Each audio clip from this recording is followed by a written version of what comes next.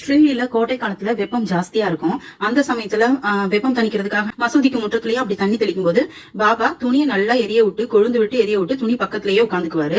அதே மாதிரி குளிர்காலத்துல கெட்டியா திரை போட்டு மூடுவாங்க பாபா இருக்க இடத்த சுத்தி.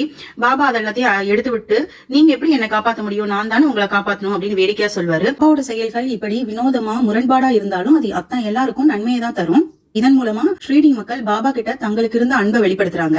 இது மட்டும் இல்லாம பாபா அடிக்கடி பக்கத்து ஊருக்கு போவாரு. அப்ப ஷிரடி மக்கள் குறுக்க வந்து வழிமறிப்பாங்க. இல்ல நான் போயிட்டு இரவே திரும்பிடுவேன், நைட்டே வந்துருவேன் அப்படின்னு உறுதி சொல்லிட்டு தான் பாபா போவாரு. இது மாதிரி அவர் பக்கத்து ஊருக்கு போகும்போது அந்த ஊர் மக்களும் பாபாவை இசையோட வரவேற்று இசையோட திருப்பி அனுப்புவாங்க. அவர் திரும்பி வர வழியெல்லாம் நாணயத்தை தூக்கிட்டே வருவாங்க. இது மாதிரி பக்கத்து ஊர் மக்களும் பாபா மேல அன்பாதான் இருந்தாங்க.